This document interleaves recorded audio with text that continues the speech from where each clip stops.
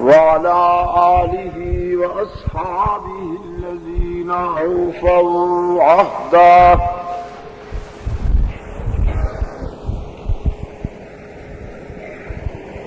الذين هم مفاتيح الرحمة ومصابيح الغرر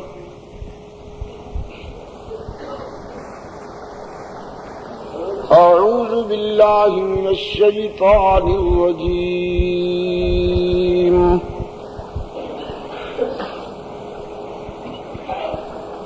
بسم الله الرحمن الرحيم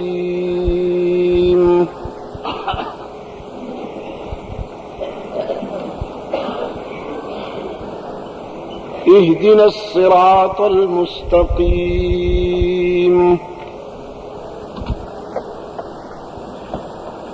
صراط الذين أنعمت عليهم غير المغضوب عليهم ولا الضالين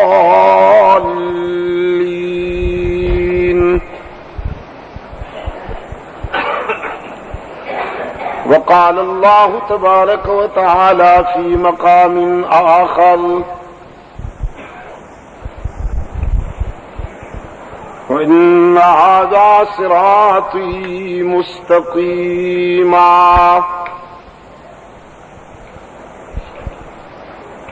فاتبعوه ولا تتبعوا السبل فتفرق بكم عن سبيله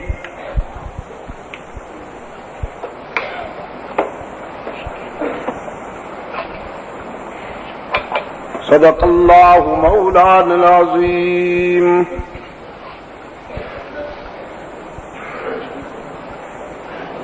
فقيل للنبي صلى الله عليه وسلم ما الصراط المستقيم؟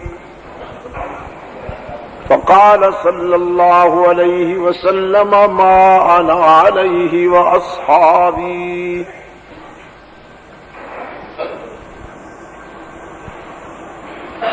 وعن معاوية بن أبي سفيان رضي الله تعالى عنهما قال قال قائدنا الأعظم رسول الله صلى الله عليه وسلم من يرد الله به خيرا يفقهه في الدين. وصدق رسوله النبي الأمي الكريم ونحن على ذلك لمن الشاهدين والشاكرين والحمد لله رب العالمين.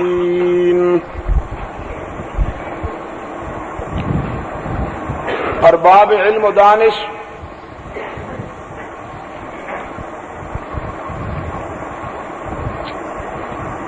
محترم بزرگوں اور عزیز دوستوں،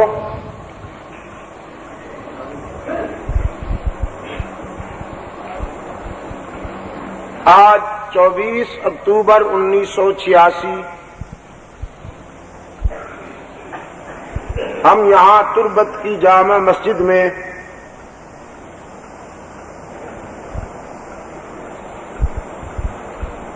ختم نبوت کانفرنس کے پروگرام کے تحت جمعہ کی نشست میں دعوت و تبلیغ کی نسبت سے جمع ہیں.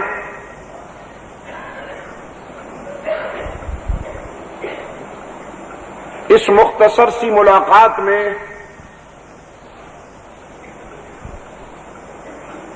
صراط مستقیم سے متعلق آپ سے گفتگو کرنے کی سعادت حاصل کروں گا.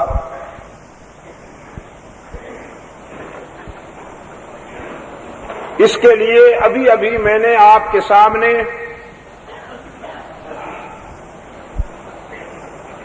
کتاب اللہ سے جو حصہ تلاوت کیا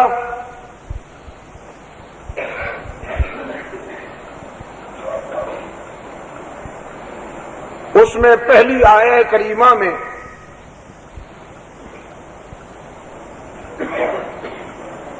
انسان نے اپنے داتا سے صراط مستقیم کی طلب کی ہے،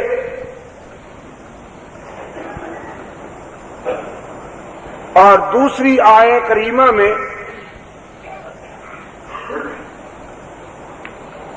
حق تعالی نے فرمایا ہے کہ مجھ تک پہنچنے کا راستہ صراط مستقیم ہی ہے، بس اسی کی اتباع کرو، دوسرے تمام راستوں سے نگاہیں پھیر لو۔ اگر تم نے صراط مستقیم کو نہ اپنایا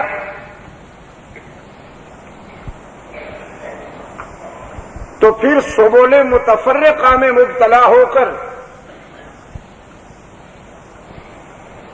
زیادہ فلاح و نجات سے ہٹ جاؤ گے۔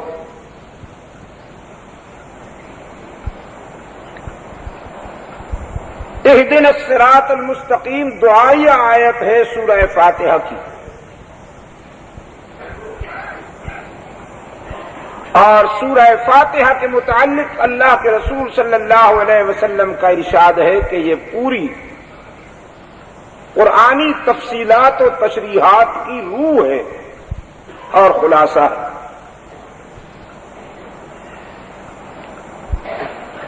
مختصر اتنی کہ 7 آیتوں پر مشتمل ہے، اور جامع اتنی کہ جو کچھ قرآن میں ہے وہ سب کچھ سورہ فاتحہ میں ہے۔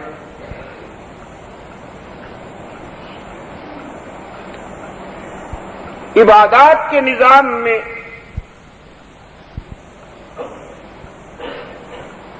اللہ نے نماز کی ہر رکعت میں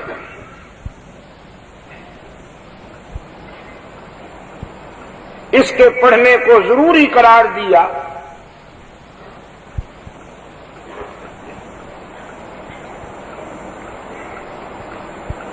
تاکہ نماز کی ہر رکعت میں سورہ فاتحہ کے تکرار سے فرزندان اسلام کے اذہان میں اور قلوب میں قرآن کریم کا خلاصہ تر و تازہ رہے اور ہر وقت موجود رہے۔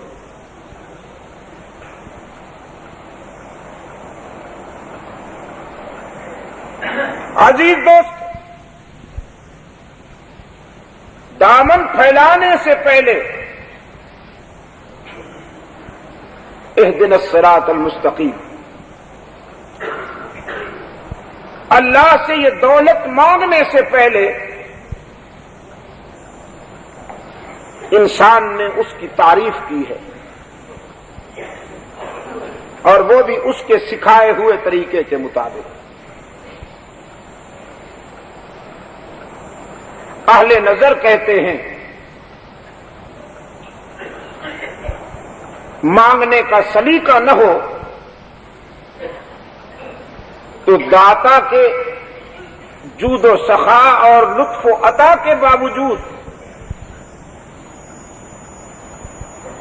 سوالی کی ناکامی کا امکان رہتا ہے۔ اللہ نے جب اپنے بندے کو سوالی بن کر اپنے در پہ آتا ہوا دیکھا تو مانگنے کا سلیقہ خود سکھا دیا کہ میرے حضور اس انداز میں لب کشائی کرو کہ محرومی کا کوئی امکان باقی نہ رہے۔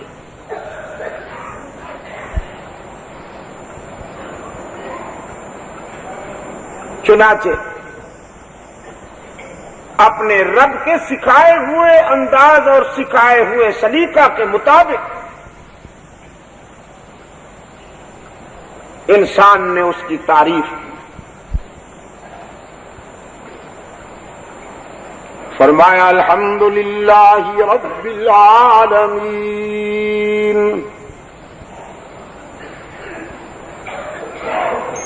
حمد اور تعریف کے تمام مفہوم صرف اسی معبود حقیقی کے لیے مخصوص ہیں جو عالمین کا رب ہے، رب العالمین۔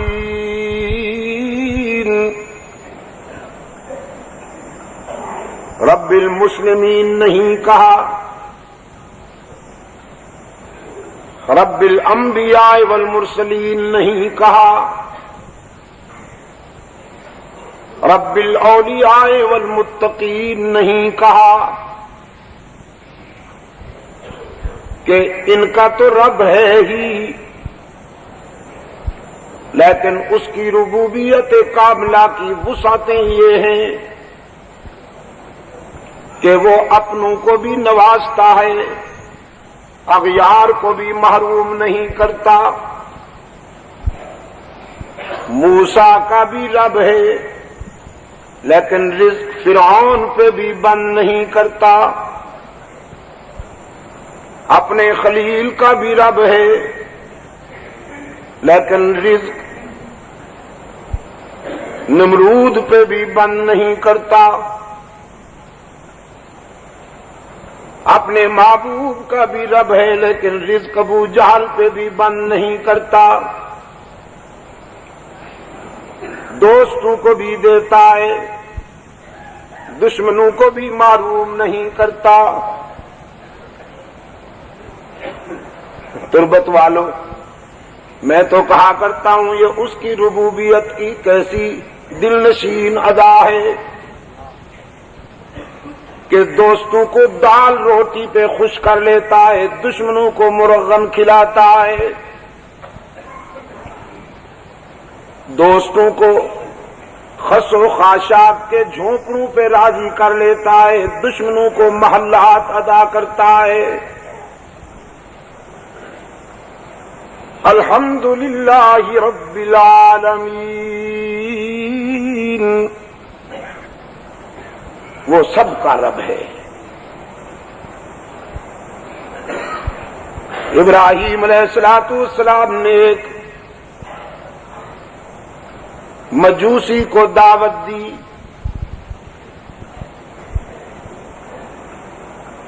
اپنے دسترخوان پر کھانے کے لیے بلایا۔ عادت تھی مہمان کو ضرور اپنے ساتھ بٹھایا کرتے تھے دسترخوان پر۔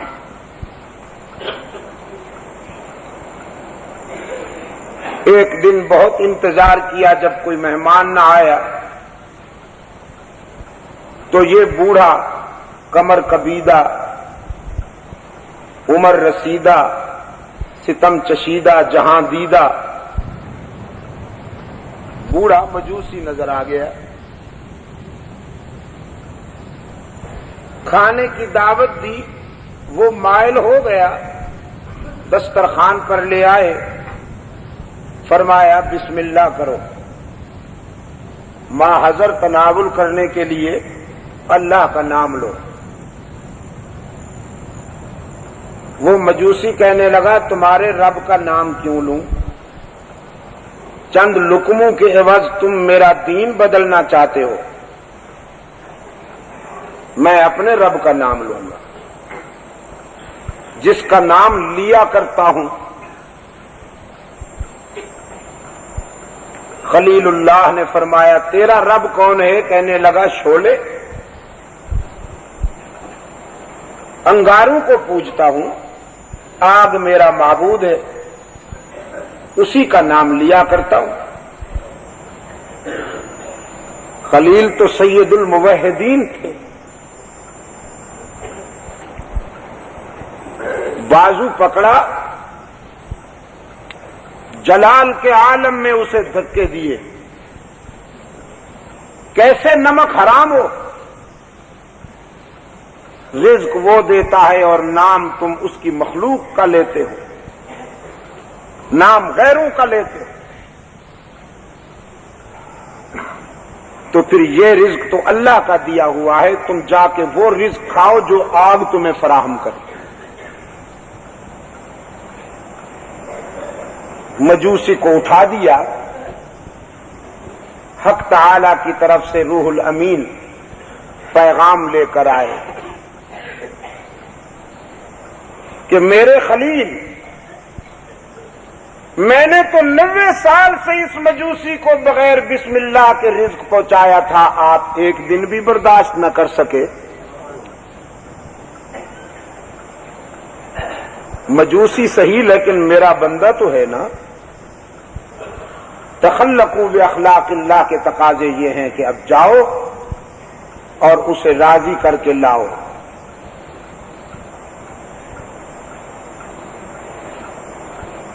جاتے ہوئے مجوسی کو ابراہیم علیہ الصلوۃ والسلام نے آواز دی. اس نے پلٹ کے دیکھا تو خلیل بلا رہے تھے. کانپ گیا، شاید غصہ ٹھنڈا نہیں ہوا، بقیہ کسر پوری کرنا چاہتے ہیں. لیکن ابراہیم علیہ الصلوۃ والسلام نے فرمایا ڈرو نہیں، تیرے رب کا حکم ہے کہ میں تجھے راضی کر کے لے جاؤں. دسترخوان پہ بٹھا کر فرمانے لگے اب جس کا جی چاہے نام لو، کھانا کھا لو.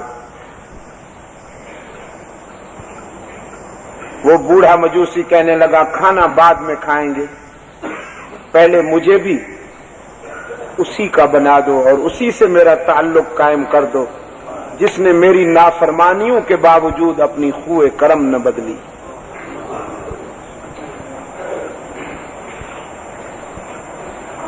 محاسبے کا عمل ضروری تو ہے. اعلی نظر کے لیے ایک بات کہہ رہا ہوں، جذبات کو بھی تسکین ہوتی ہے،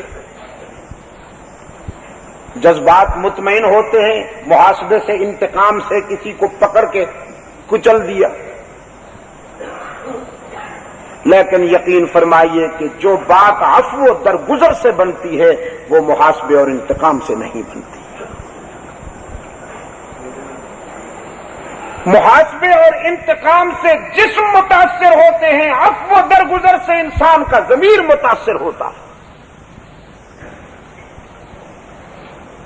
سرکار دو عالم صلی اللہ علیہ وسلم فاتح بن کر جب مکہ میں آئے تو یہ وہی مکہ تھا جس کے باشندوں نے مسلمانوں پر عرصہ حیات تنگ کر دیا تھا. لوگ خیال کر رہے تھے کہ آج اسلام کا قائد دنیا کفر کے آدم خوروں کو ریزہ ریزہ کر دے گا. آج سمیہ کی آہوں کا بدلہ لیا جائے گا، بلال کی تڑپ کا بدلہ لیا جائے گا، خبیب کی مظلومیت کا بدلہ لیا جائے گا. لیکن رحمت عالم صلی اللہ علیہ وسلم نے فرمایا میں برباد کرنے کے لیے نہیں آیا، میں تو آباد کرنے کے لیے آیا ہوں. اور آج تمہارے لیے میرے وہی جذبات ہیں جو کنویں میں ڈالنے والے بھائیوں پر، کہ جب وہ قابو میں آئے، میرے بھائی حضرت یوسف علیہ الصلوۃ والسلام کا قول تھا. آج میں تمہارے لیے وہی احساسات لے کر آیا. رزق کسی پہ بند نہیں کرتا، سب کو دیتا. کبھی کبھی لوگ سوچتے ہیں ہم اس کے ماننے والے ہیں، ممکنہ حد تک ہم اس کے احکامات کی اطاعت بھی کرتے ہیں، لیکن تنگیوں میں رہتے ہیں. اور جو اس کے باغی ہیں وہ بڑے مزے میں رہتے ہیں. قرآن کریم نے یہ عقدہ بھی حل کر دیا. فرمایا من کان یرید حرث الآخرۃ نزد له فی حرثہ ومن کان یرید حرث الدنیا نؤتہ منہا وما له فی الآخرۃ من نصیب.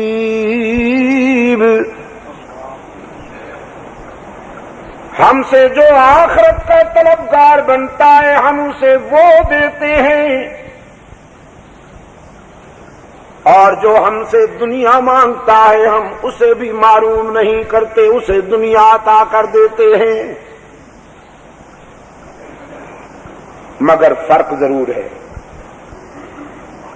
کہ آخرت مانگنے والوں کے لیے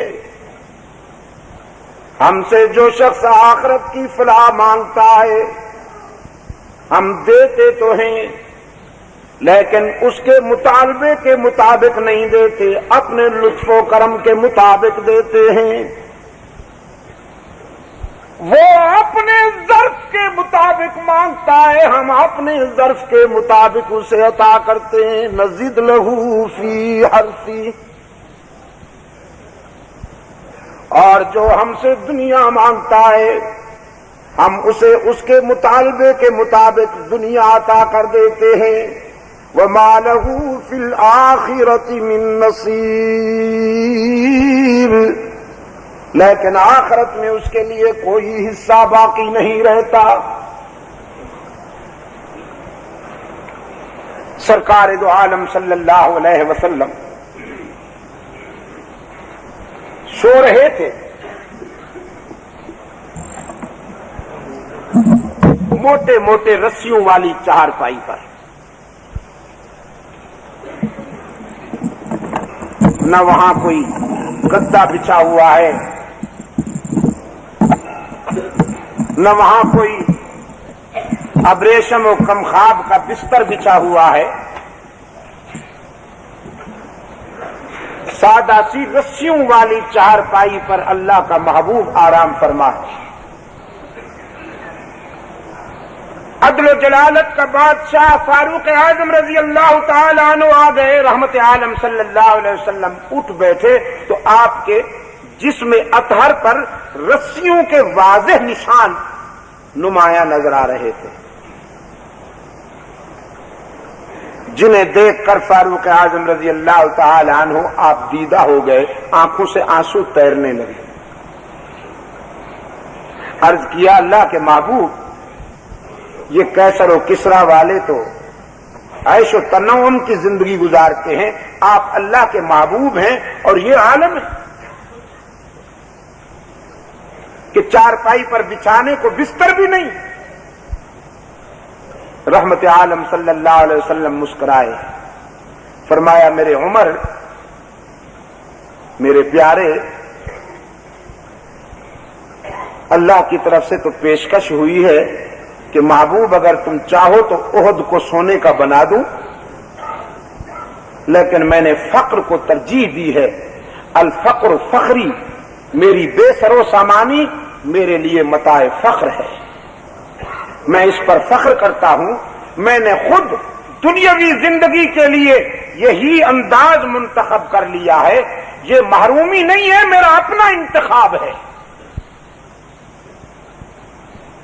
سرکار دو عالم صلی اللہ علیہ وسلم اپنی دعاؤں میں کبھی کبھی یہ جملہ بھی شامل فرما لیا کرتے تھے، اے اللہ مجھے غربا میں زندگی عطا فرما، میرے اردا گرد غربا رہیں، اور جب اس دنیا سے جاؤں تو مجھے غربا اٹھائیں، اور حشر میں اٹھوں تو میرے اردا گرد غربا ہی نظر آئے۔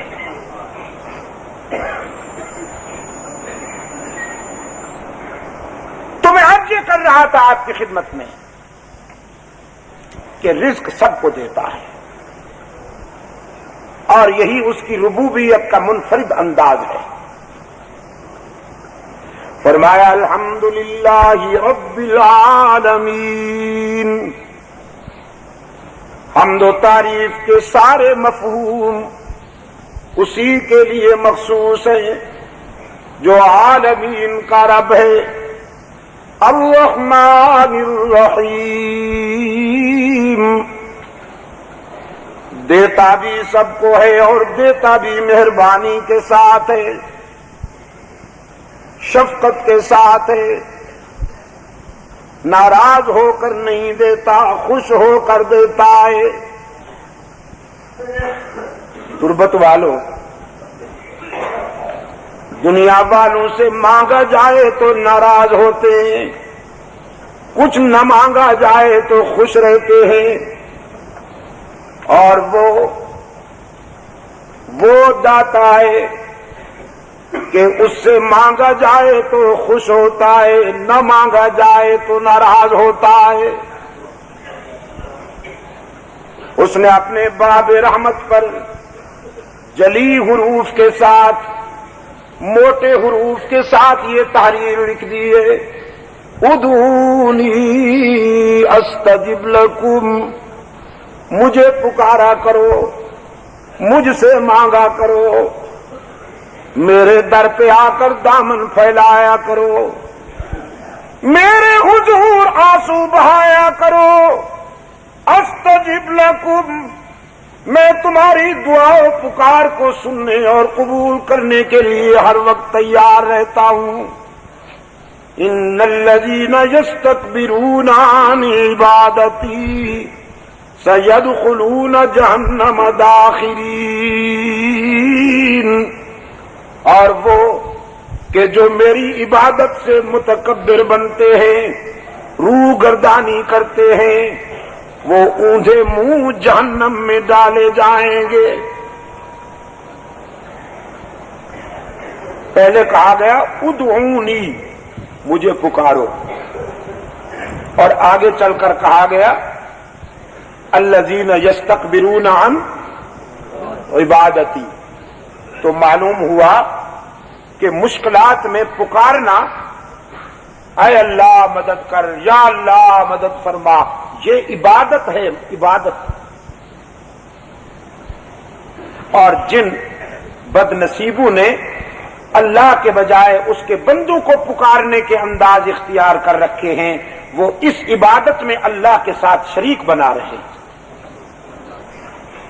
کوئی کہتا ہے یا رسول اللہ اغثنی، کوئی کہتا ہے معین الدین چشتی مدد کن، کوئی کہتا ہے یا عبد القادر گیلانی دستگیر ماں، کوئی کہتا ہے یا علی مدد۔ یہ مختلف انداز ہیں۔ عجم کو جب سے بیماری لگی، اللہ کے ساتھ اس کے بندوں کو شریک بنانے کا انداز اختیار کیا، تو مصائب و مشکلات میں اللہ کو پکارنا اور اس سے مانگنا یہ بھی عبادت ہے۔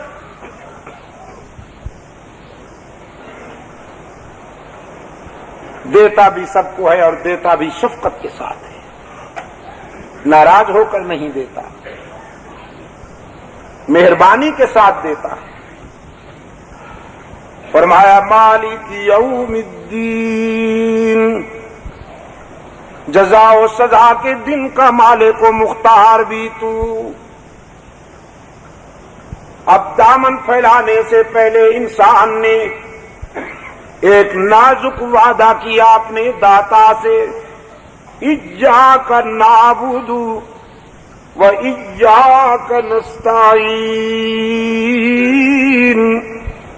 ہم تیری ہی عبادت کرتے ہیں اور کرتے رہیں گے، ہم تیری ہی عبادت کرتے ہیں اور کرتے رہیں گے، ہم تجھ سے ہی مدد مانگتے ہیں اور مانگتے رہیں گے، تجھ سے ہی یا تجھ سے بھی۔ بہت مختصر سا موڑ ہے، لفظ اتنے چھوٹے ہیں کہ اس سے چھوٹا لفظ کیا ہو سکتا ہے؟ ہی اور بھی۔ ہی کلید جنت اور بھی تمہید جہنم،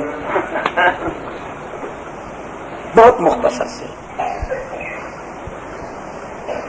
ایاک نعبد و ایاک نستعین، ہم ساری دنیا کو ناراض کریں گے لیکن عبادت میں تیرے ساتھ کسی کو شریک نہیں بنائیں گے، رشتے چھوڑ دیں گے، تعلق توڑ دیں گے، ساری دنیا کی چشم غضبناک کا سامنا ہوگا، لیکن وہ ہمارے معبود، ہم وعدہ کرتے ہیں کہ عبادت میں تیرے ساتھ کسی کو شریک نہیں بنائیں گے، تجھ سے ہی مدد مانگیں گے اور تیری ہی عبادت کریں گے۔ تو متوجہ ہوئی اس کی رحمت۔ اب انسان نے دامن پھیلا لیا، اہدنا الصراط المستقیم۔ الہ العالمین، مجھے بینک بیلنس نہیں چاہیے، جاگیریں نہیں چاہیے، محلات نہیں چاہیے، اہدنا الصراط المستقیم، صراط مستقیم عطا کر۔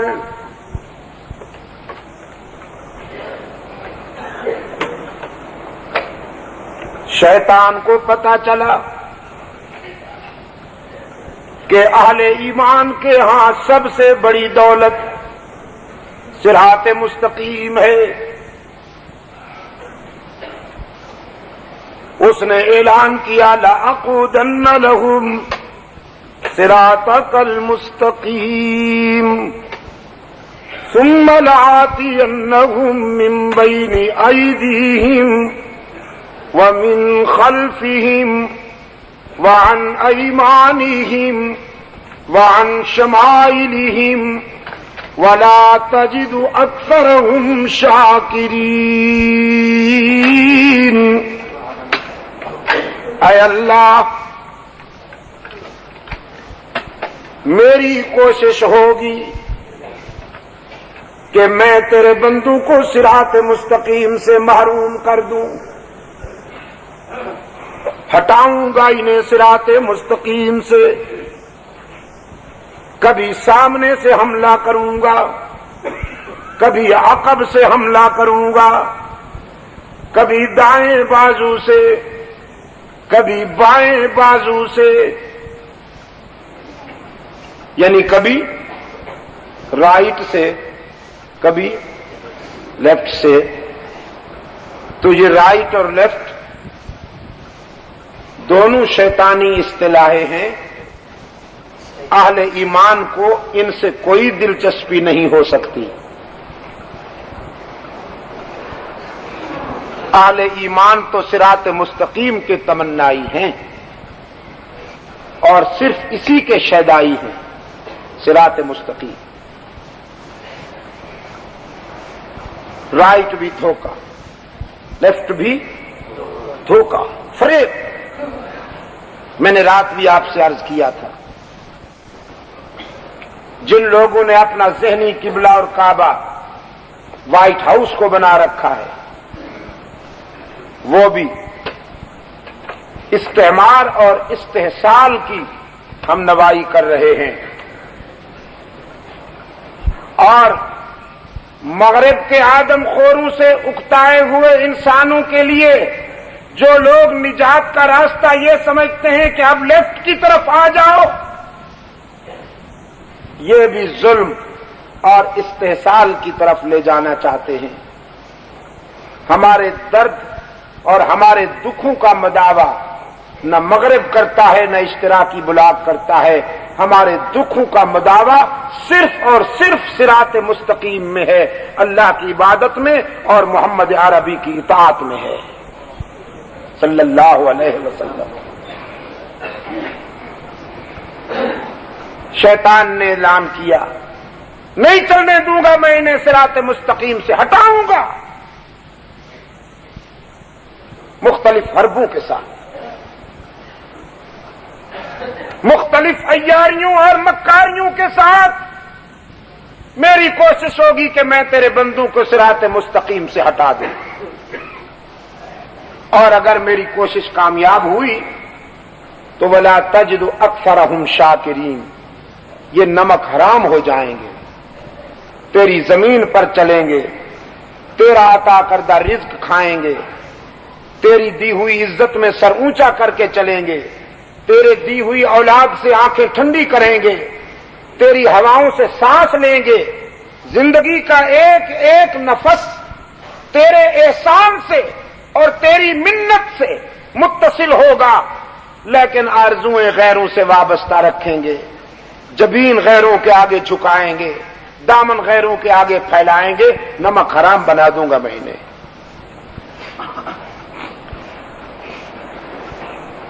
سورہ یاسین میں ایک مقام پر ارشاد ہوا، فرمایا وامتازوا اليوم ایھا المجرمون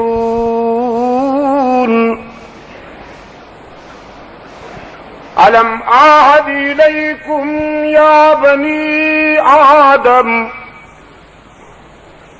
الا تعبدوا الشیطان انہ لکم عدو مبین وَأَنِ اعْبُدُونِي هَذَا صِرَاطٌ مُسْتَقِيمٌ۔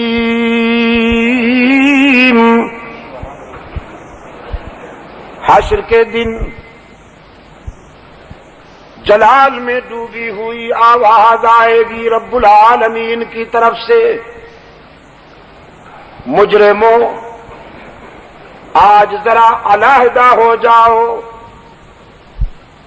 وفاداروں سے غدار علیحدہ ہو جائیں، یکجائیوں سے ہر جائی علیحدہ ہو جائیں، مجاہدوں سے مجاور علیحدہ ہو جائیں، آستانہ پرستوں سے خدا پرستوں سے آستانہ پرست علیحدہ ہو جائیں، نکھر جاؤ ذرا۔ پھر حق تعالیٰ فرمائیں گے الم اعہد الیکم یا بنی آدم، اے اولاد آدم، کیا میں نے تم سے وعدہ نہیں لیا تھا اللہ تعبدوا الشیطان، کہ شیطان کی اطاعت نہ کرنا، شیطان کے راستے پر نہ چلنا، اس کی بہلاوے میں نہ آنا، انہ لکم عدو مبین، وہ تمہارا کھلا دشمن ہے۔ شیطان کو اپنا لیڈر نہ بنانا، وَأَنِ اعْبُدُونِي، اور میری ہی عبادت کرنا، ھذا صراط مستقیم، یہی صراط مستقیم ہے۔ گویا توحید صراط مستقیم ہے اور شرک سبل متفرقہ ہے۔ توحید روشنی ہے اور شرک اندھیرا ہے۔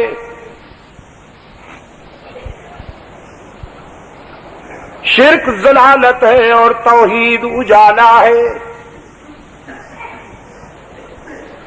انسان نے اپنی دعا میں وضاحت کی صراط الذین انعمت علیہم، الہ العالمین وہ راستہ عطا کر جس پر تیرے انعام یافتہ بندے چلتے رہے، جن پر تیری نعمتوں کی بارش ہوئی۔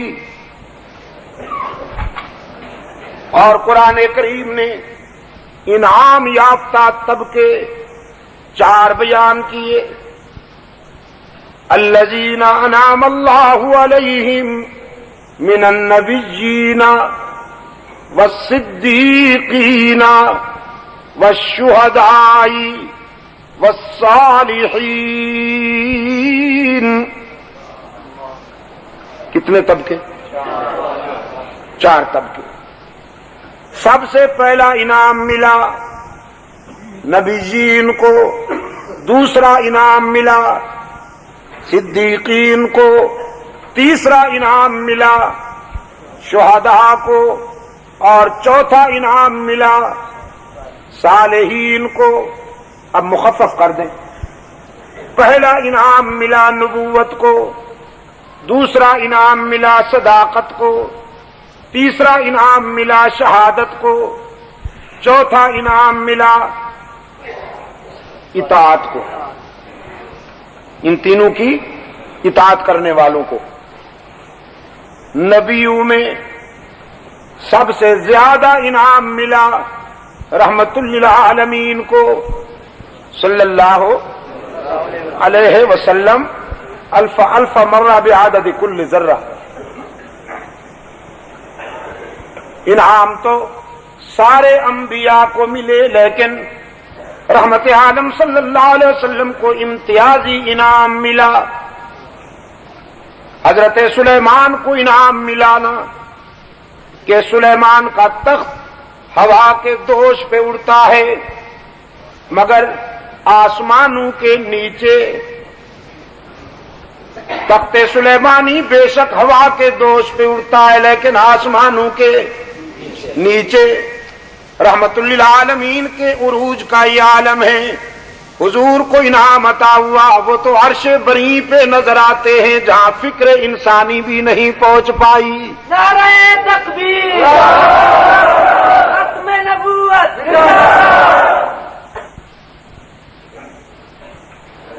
حضرت یوسف علیہ السلام کو اللہ نے حسن عطا کیا، انعام ہے، نعمت ہے، لیکن حسن یوسفی کو دیکھنے والیوں نے صرف انگلیاں کاٹی بدحواسی میں۔ قرآن پاک نے فرمایا فلما رأینہ اکبرنا وقطعنا ایدیہن وقلنا حاش للہ ما ھذا بشرا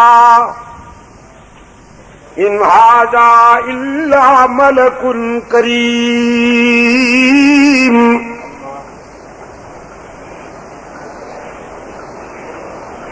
حسن یوسفی کو دیکھنے والیوں نے انگلیاں تو کاٹ ڈالی، لیکن یوسف پر ایمان نہیں لائیں۔ اللہ نے اپنے محبوب پر انعام کیا اور ایسا حسن عطا کیا محمد عربی کو صلی اللہ علیہ وسلم کہ رحمت عالم صلی اللہ علیہ وسلم کا جمال جہاں آرا دیکھنے والے پہلے ایمان لائے، پھر انگلیاں کیا ہوتی ہیں گلے کٹوا دیے، وطن چھوڑ دیا، بچوں کی قربانیاں دی۔ اللہ اکبر۔ غزوہ تبوک کی تجہیز کے موقع پر صحن مسجد نبوی میں رحمت عالم صلی اللہ علیہ وسلم صحابہ کو ترغیب دے رہے تھے ایثار کی، قربانی کی، اور ہر شخص اپنے اپنے ذوق کے مطابق حکم رسول کی اطاعت کر رہا ہے۔ کوئی اپنے مال کا چوتھا حصہ لایا، کوئی تہائی لایا، فاروق اعظم نے نصف پیش کیا، صدیق اکبر نے سب کچھ پیش کیا، لیکن ان ایثار کرنے والوں میں ایک عورت بھی ہے، تاریخ جس کے تذکروں سے چمک رہی ہے، وہ اپنا شیرخوار بچہ لے آئی، رحمت عالم صلی اللہ علیہ وسلم کی خدمت میں اپنے بچے کو پیش کرتے ہوئے عرض کیا اللہ کے رسول میرا یہی سرمایہ ہے، قبول کیجئے۔ رحمت عالم صلی اللہ علیہ وسلم نے فرمایا مگر ہم اسے کیا کریں گے، یہ تو معصوم ہے، نہ تیر چلا سکتا ہے نہ تلوار۔ وہ خاتون عرض کرنے لگی اللہ کے محبوب مجھے بھی معلوم تھا یہ تیر اور تلوار نہیں چلا سکتا، لیکن تیر اور تلوار کھا تو سکتا ہے۔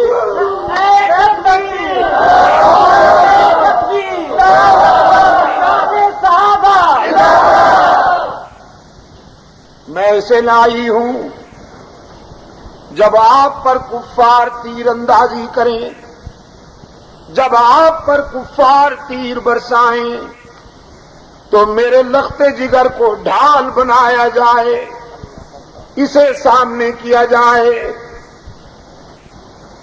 آپ پر برسائے جانے والے تیر میرے لخت جگر کے سینے میں کھب جائیں، لیکن کوئی تیر آپ کو نہ لگنے پائے۔ رحمت للعالمین صلی اللہ علیہ وسلم کی آنکھوں میں مسرت کے آنسو آ گئے۔ فرمایا اللہ تیرے اس جذبے کو قبول فرمائے، ہم دعا کرتے ہیں کہ تیرا لال مجاہد بنے اور اس کی جوانی اسلام کے کام آئے۔ لے جاؤ اپنے بچے کو۔ یہ حسن مصطفی کی پذیرائی ہے دوستو۔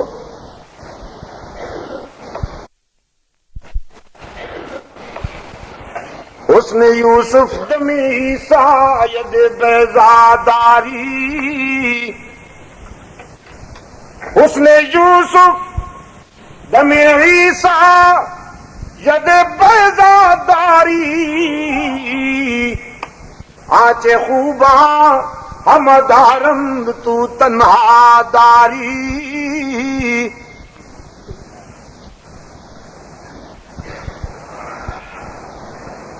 عزیز دوستو، برطانوی سرکار نے محمد عربی کے مقابلے میں غلام قادیانی کو کھڑا کیا۔ مرزا غلام قادیانی رسول اکرم صلی اللہ علیہ وسلم کے مقابلے میں آیا۔ یہ وحشی بن حرب تھے رضی اللہ تعالی عنہ۔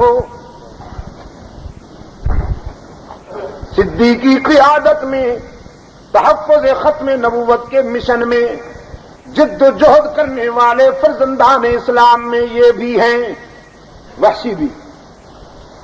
مسلمہ کذاب کے خلاف برسرے پیکار ہیں، مجاہدین حق ادا کر رہے ہیں عشق رسول کا کہ رحمت عالم صلی اللہ علیہ وسلم کے بعد نبوت کا دعویٰ کرنے اور اس کو ماننے والوں کا پوسٹ مارٹم کر رہے ہیں، ناروں سے نہیں تلواروں سے۔ شام ہوئی، ایک کونے سے آواز آئی، مجھے مبارکباد دو، اللہ نے مجھے پسند کر لیا ہے اور اس نے کرم کر دیا ہے۔ لوگوں نے پلٹ کے دیکھا تو یہی وحشی مسلمہ کذاب کے سینے پر پاؤں رکھے ہوئے ہے اور اس کا سر قلم کر کے نیزے پہ اٹھا رکھا ہے۔ نعرہ تکبیر، نعرہ تکبیر، نعرہ صحابہ۔ آج اور آئندہ تربت کے روشن ضمیروں، آج اور آئندہ اسلامی نقطۂ نظر سے، اسلامی طرز حیات میں منکرین ختم نبوت کے سلسلہ میں جب اسلامی قانون فیصلہ کرے گا تو اس کے لیے صدیق اکبر رضی اللہ تعالی عنہ کی قیادت میں امت نے منکرین ختم نبوت کے خلاف جو جہاد کیا تھا، منکرین ختم نبوت کے خلاف آج بھی وہی جہاد کرنا ہوگا، وہی فیصلہ کرنا ہوگا۔ منکرین ختم نبوت کا علاج اسمبلیاں نہیں ہیں، منکرین ختم نبوت کا علاج تلوار تھی، تلوار ہے اور تلوار رہے گی۔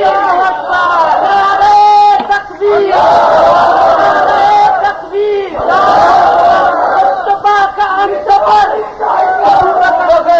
مصطفیٰ کا ہم سفر، مصطفیٰ کا ہم سفر، مصطفیٰ کا ہم سفر۔ گلی گلی نگر نگر، گلی گلی نگر نگر، گلی گلی نگر نگر، مصطفیٰ کا ہم سفر، مصطفیٰ کا ہم سفر۔ عزیز دوستو سنیے، اور جو شخص، جو طبقہ، سنیے، جو شخص یا جو طبقہ صدیق اکبر کو معیار حق و صداقت نہیں سمجھتا، فاروق اعظم کو معیار حق و صداقت نہیں سمجھتا، عثمان ذو النورین کو معیار حق و صداقت نہیں سمجھتا، لیے ختم نبوت کے لیے راستہ ہموار کر رہا ہے، وہ قادیانیت کا ایجنٹ ہے، وہ سبائیت کا ایجنٹ ہے، وہ یہودیت کا وفادار ہے۔ اگر صحابہ کو معیار حقانیت سمجھو گے تو ختم نبوت کا تحفظ ہوگا، اور اگر صحابہ کو حق و صداقت کا معیار نہیں سمجھو گے تو جھوٹی نبوتوں کے لیے دروازے کھلیں گے۔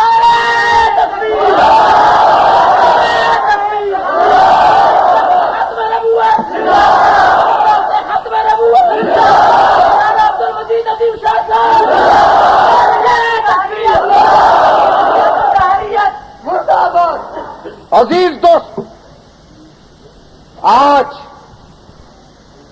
بعض لوگ چاہتے ہیں کہ وہ صدیق عمر عثمان کو چھوڑ کر اسلام کی منزل پا لیں، لیکن یہ ناممکن ہے۔ صدیق عمر عثمان سے وابستگی کے بغیر اسلام کی منزل مل ہی نہیں سکتی۔ ادھر دیکھو تو قرآن میں ان کی عظمت چمک رہی ہے، اور روزے میں دیکھو تو رسول کے دامان میں یہ دونوں چمک رہے ہیں۔ اس لیے عزیز دوستو، صحابہ کرام جو ہیں رضوان اللہ علیہ مجمعین، صدیق اکبر، فاروق اعظم، عثمان ذو النورین، علی المرتضیٰ، یہ حق و صداقت کا معیار ہے، شجر نبوت کے برگوبار ہیں، نبوی تعلیمات کے عملی شاہکار ہیں، ملٹری مصطفی ملٹری کے جانباز سپاہی اور جرنیل ہیں۔ ان کو حق و صداقت کا معیار سمجھنا ہوگا۔ جو شخص یہ کہے کہ عثمان سے خیانت ہو گئی، جو شخص یہ کہے کہ اقربا پروری ہو گئی عثمان سے، جو شخص یہ کہے کہ عائشہ صدیقہ زبان دراز تھی، جو شخص یہ کہے کہ صحابہ معیار حق و صداقت نہیں ہے، چاہے اس کا لٹریچر کتنا رنگین کیوں نہ ہو، چاہے اس کے کتب خانے کتنے وسیع کیوں نہ ہوں، وہ قوم کا ہو یا اچھلے کا، ہم اسے کبھی معیار حق و صداقت نہیں مان سکیں گے۔ ہمارے لیے معیار حق و صداقت صرف صحابہ رسول ہیں، صحابہ رسول۔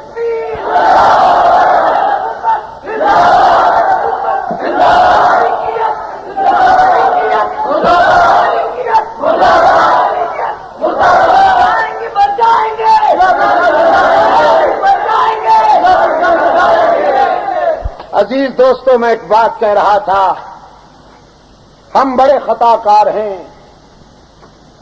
اس وقت ہمارے پاس اور کوئی چیز نہیں ہے، زندگی کے چند سانس ہیں، زندگی کے چند سانس ہیں۔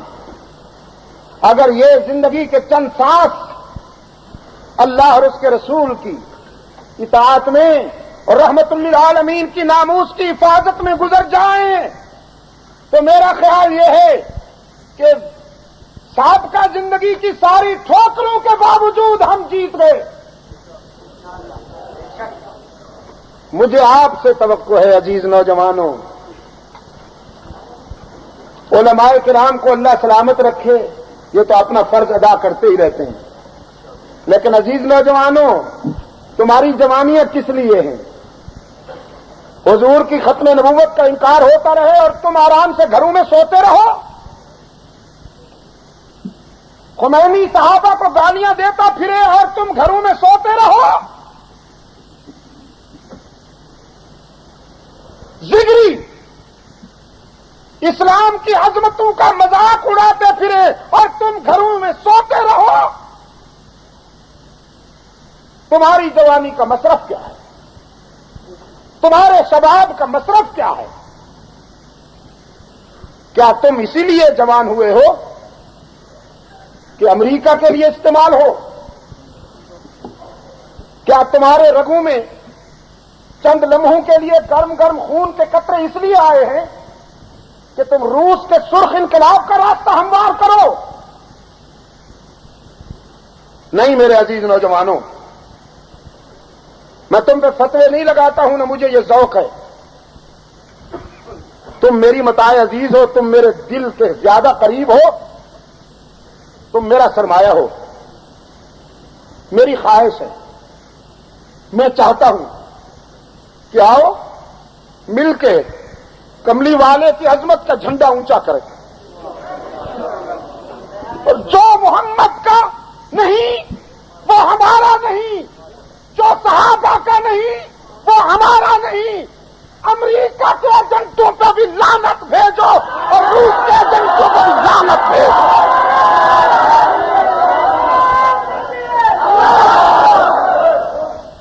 خبردار خبردار،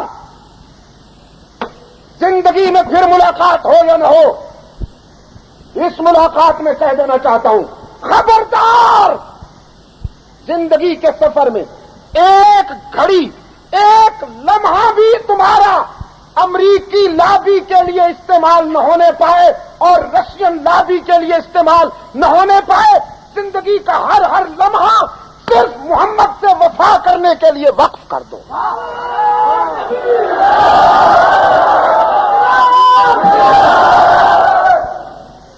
میرے جن بچوں کو دھوکہ دیا گیا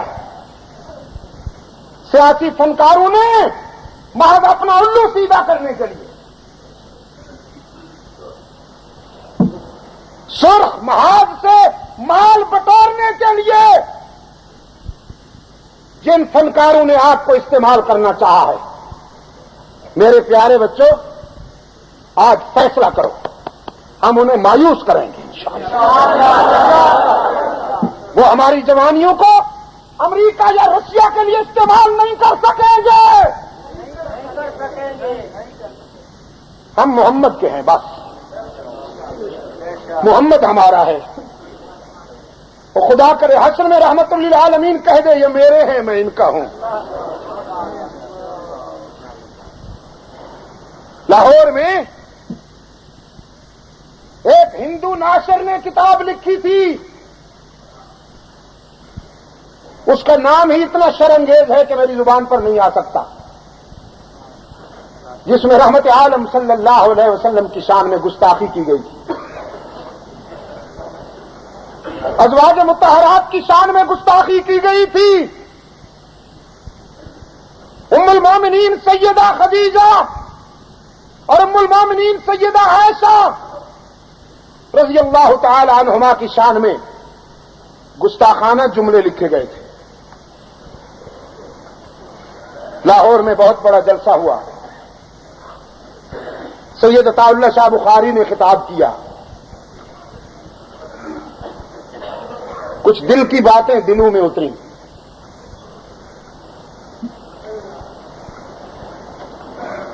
یہ جو عشق رسول کا سفر ہے یہ بڑا عجیب سفر ہے.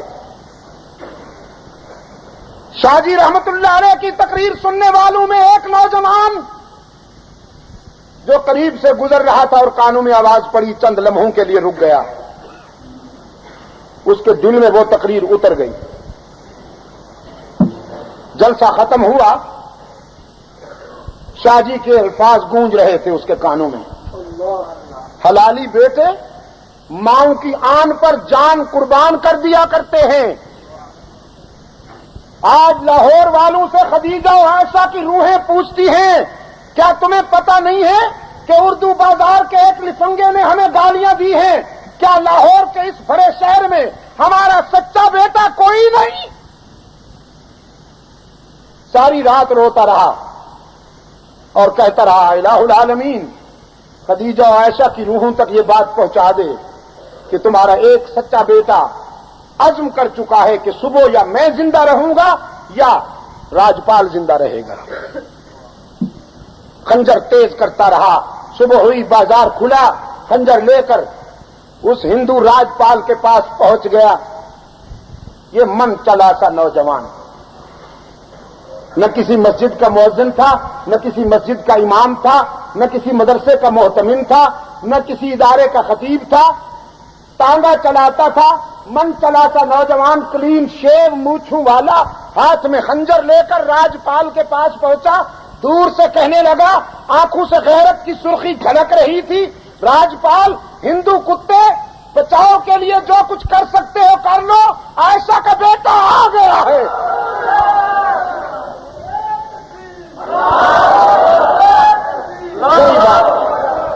اس کے گریبان میں ہاتھ ڈال کر زمین پہ پٹخا اور سینے پہ چڑھ کر بڑے آرام سے خنجر اتارے۔ جو لوگ جمع ہو گئے تھے انہیں دیکھ کے کہنے لگا، یہاں کی عدالت میں بھی گواہی دینا اور اللہ کی عدالت میں بھی گواہی دینا کہ اس کا قاتل میں ہوں۔ راجپال کا کام تمام کیا، خون آلود خنجر لہرا کر خود پولیس اسٹیشن پہنچا، انگریز پولیس کے پاس جا کر اپنی FIR خود درج کروائی، کیس چلا۔ انگریز سیشن جج کی عدالت میں وہ کلائے صفائی کا پینل کسی علم الدین سے کہتا ہے، علم الدین ذرا تعاون کر دو تو تمہاری جان بچ سکتی ہے۔ یہ نوجوان کہنے لگا، کیا تعاون کروں؟ پیسے تو میرے پاس ہیں نہیں، وکیل کا تعاون تو یہی ہوا کرتا ہے نا، غریب سپاہی ہوں، پہلے محنت مزدوری کر کے دال روٹی کما لیتا تھا، اب سرکاری مہمان ہوں، جیل میں پڑا ہوں، تمہارا تعاون کیسے کروں؟ وہ کلائے صفائی نے کہا، نہیں علم الدین، پیسے نہیں چاہیے، ہم تو تیرا کیس بھی بلا معاوضہ لڑ رہے ہیں، بس تم اتنا تعاون کرو کہ عدالت میں بیان دے دو، جب میں نے راجپال پہ حملہ کیا تو میں غصے میں تھا، اس وقت ہوش میں نہیں تھا، بس اتنا کہہ دو تو تمہاری جان بچ جائے گی۔ علم الدین نے کروٹ لی، کہا ساری زندگی بے ہوشی میں گزری ہے، یہی لمحہ تو ہوش کا تھا جو حضور کی عزت کے کام آ گیا، اب جیتی ہوئی بازی خود ہار دوں؟ آج بچ جاؤں گا تو کب تک زندہ رہوں گا؟ ایک دن مرنا تو ہے ہی، اگر میری زندگی رحمت للعالمین کی ناموس کی حفاظت کے لیے اللہ قبول کر لے تو اس سے بڑی کامیابی کیا ہوگی؟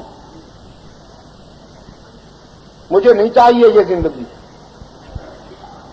پہلے آہستہ کہتا، اب اونچی آواز سے کہوں گا۔ ہوش میں تھا، سوچ سمجھ کر راجپال کو قتل کیا۔ تم مجھے کہاں لے جانا چاہتے ہو؟ واپس لاہور کے گلی کوچوں میں جہاں معاصی اور گناہ ہو رہے ہیں؟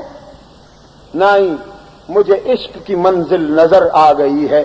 تمہیں کیا بتاؤں، ہر رات جیل میں رحمت للعالمین کی خواب میں زیارت ہو رہی ہے۔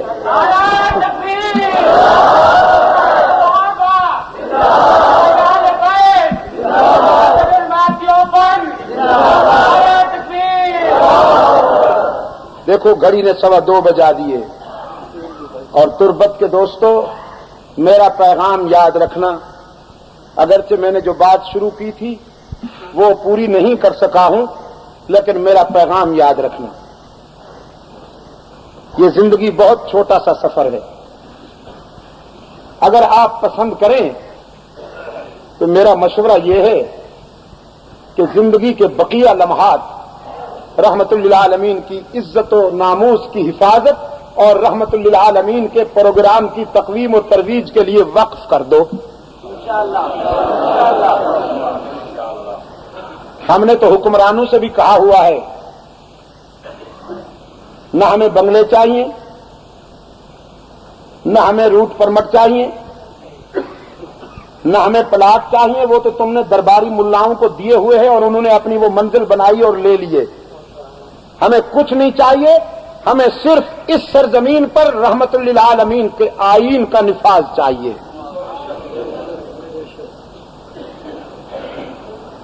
انگریز کے وفادار خاندانوں کی جاگیروں میں پانی آوارہ پھرتا ہے۔ پنجاب اور سندھ میں انگریز کے خاندانی وفادار جاگیردار اور وڈیرے، ان کے جاگیروں میں پانی آوارہ گردی کرتا ہے، اور یہاں بلوچستان کے غیرت مند فرزندان اسلام کو پینے کا پانی میسر نہیں۔ وہاں تم نے 2 رویا روڈ بنائے ہیں، ڈبل سڑکیں بنائی ہیں، اور یہاں چھوٹا سا روڈ بھی میسر نہیں۔ وہاں تمہارے شہر رات کو بھی دن کا منظر پیش کرتے ہیں۔ ایک رات میں لاکھوں کی بجلی اڑتی ہے اسلام آباد میں اور راولپنڈی میں اور لاہور اور کراچی میں، اور یہاں تربت میں مکران ڈویژن کا ہیڈ کوارٹر ہونے کے باوجود رات ادھر 12 بجے، گھڑی کے 12 بجے، اور ادھر بجلی پہ 12 بج گئے۔ یہاں جلسہ ختم کر کے میں تھکا ہوا تھا پچھلی کئی راتوں سے، سوچا چلو ٹھنڈی رات ہے آرام ملے گا، لیکن 12 بجتے ہی بجلی نے کہا خدا حافظ، اور مچھروں نے کہا السلام علیکم۔ بلا تاخیر رات کا کام کیا مچھروں نے۔ ساری رات باتیں ہوتی رہیں، حضرت آپ کیسے تشریف لائے، آپ کی کانفرنس کیسے ہو رہی ہے، آئندہ کے لیے آپ کا کیا پروگرام ہے۔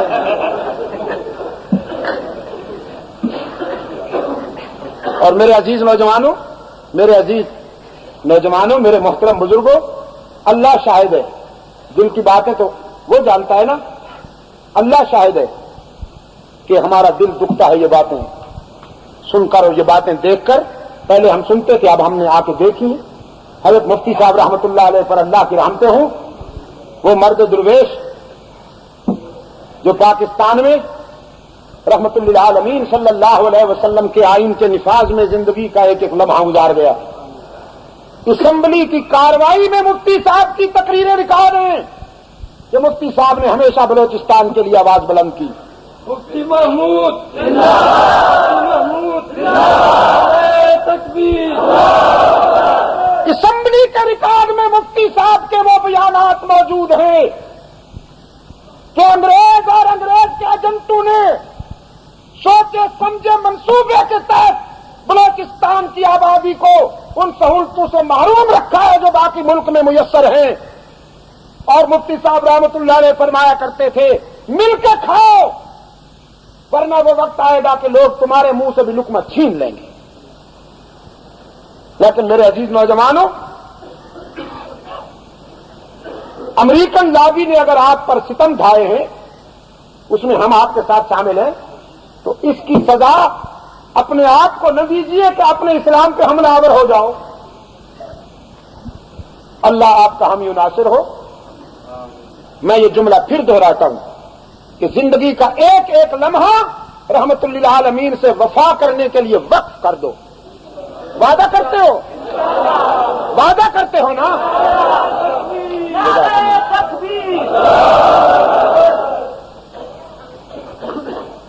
یہ کچھ میرے بیانات انڈیا سے شائع ہوئے تھے، دیوبند سے، پیغام حق و صداقت۔ 11 تقریریں ہیں پڑھے لکھے حضرات کے لیے، انشاءاللہ یہ بہت مفید مواد ہوگا۔ جہاں ایک طرف تنقید ہو رہی ہے صحابہ پر، یہ دفاع بھی اللہ کے فضل و کرم سے آپ کو ملے گا دعا کے بعد۔ اور یہ کچھ کراچی کی کانفرنسوں کی کیسٹیں ہیں بہت اہم، یہ بھی دعا کے بعد آپ لے سکیں گے۔ رات کے اجلاس میں انشاءاللہ حضرت مفتی صاحب رحمۃ اللہ علیہ کے جانشین، جن کو میں نے سیاسی سفر کے آغاز پر خالد،